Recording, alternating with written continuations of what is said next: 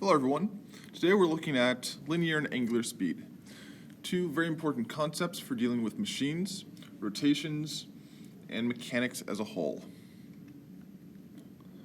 First things first, linear speed. Linear speed is essentially going to be how fast an object travels.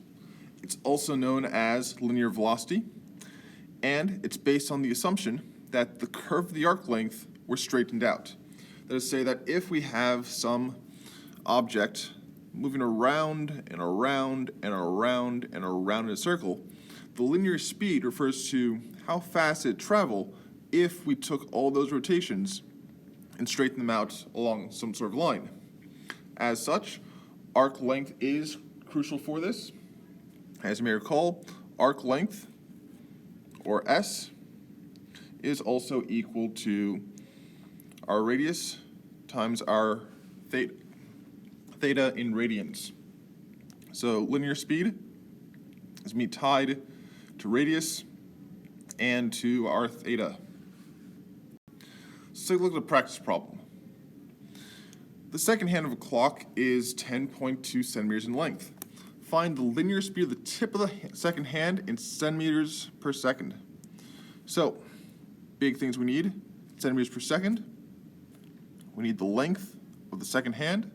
So essentially we have our clock, we have our second hand out, so our second hand is going to be our radius. We want to find the linear speed of the tip of that second hand. Well, our equation for this is that our linear speed is essentially going to be our arc length, S, over time. In this case, we want to have, we're asking about a clock, and so the arc length of the clock is essentially going to be the full rotation. So what do we know about this so far? We know that the arc length is going to be equal to 2 pi r, the radius. And time, well, how long does it take for a second hand to go around the clock? It takes 60 seconds. And our r, so we have our 2 pi, our r, our radius, is 10.2 centimeters over 60 seconds. Plug this in a calculator, and we should get either 0.34 pi, which approximates to 1.07. Either way, it's going to be in centimeters per second. Why am I doing it in both pi and decimals? Well, because it doesn't say specifically what it wants. In general, unless it says otherwise, you should always keep things in terms of pi. But when in doubt, putting both down in a free response question doesn't hurt.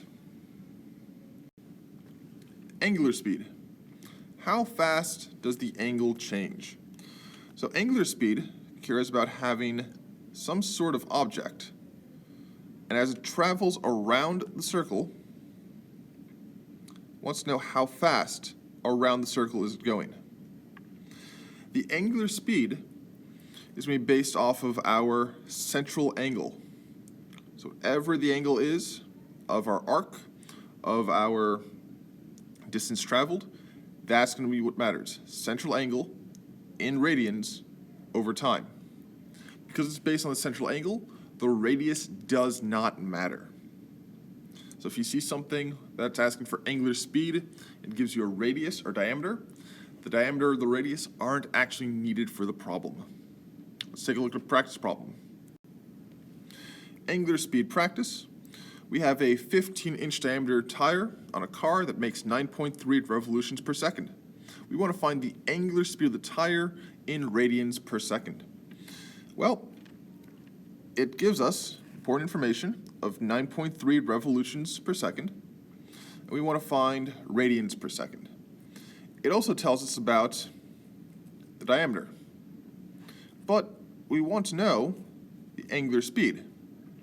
Angular speed is theta over time, it doesn't care about diameters. So we can just ignore that 15 inches. Does not matter for this problem.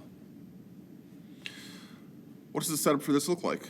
Well, we have our 9.3 revolutions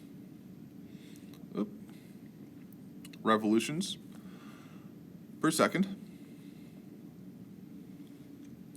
And we know that 1 revolution is equivalent to 2 pi radians, because that's the internal angle, 2 pi.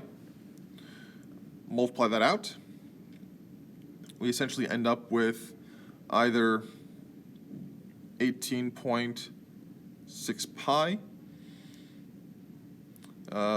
radian per second, which approximates out to 58.43 radian per second. All right, one last problem that combines both of them. The circular blade on a saw has a diameter of 7.25 inches and rotates at 4,800 revolutions per minute. First, we want to find the angular speed of the blade in radians per second. So we know that this blade is going to do 4,800 rev per minute. We should also know that 1 minute is the same as 60 seconds, and that 1 revolution is equal to 2 pi. That's the internal radian measurement. What we essentially have here is known as dimensional analysis.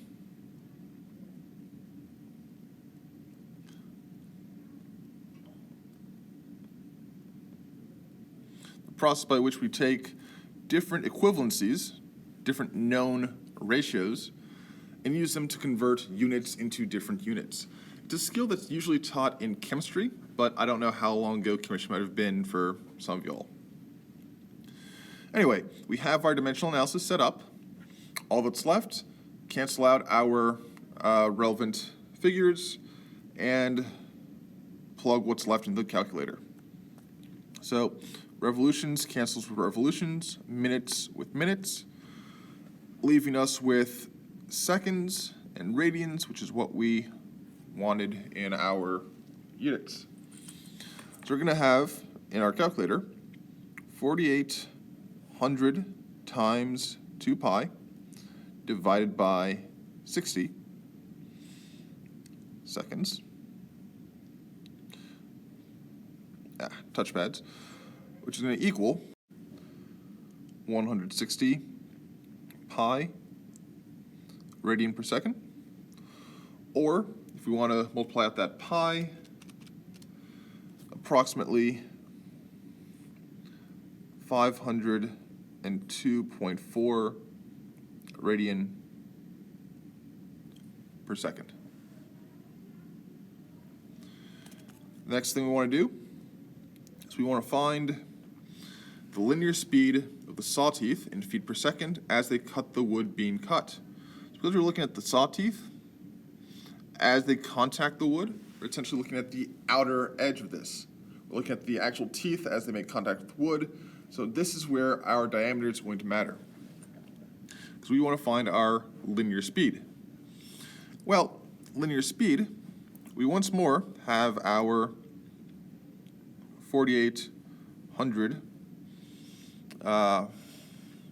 rev per minute.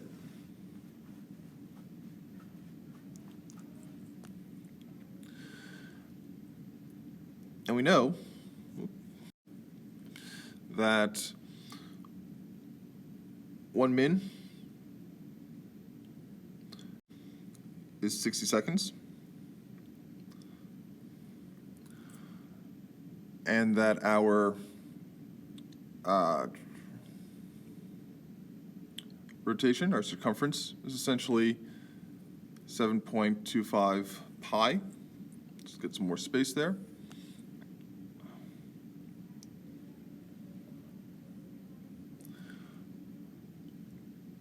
To 1 rev. And finally, that 1 foot is 12 inches. So revolution cancels revolution. Our inches there, we'll cancel out with the inches there. Minute, we'll cancel out the minute there, leaving us with 4,800 times 7.25 pi divided by 60 times 12. That's going to be all of that in feet per second. Plug this into the calculator. 48.3 pi feet per second, or approximately, we multiply by pi of 3.14, approximately 151.8 feet per second. That, folks, is the conclusion of this video. As always, please ask questions if you have any.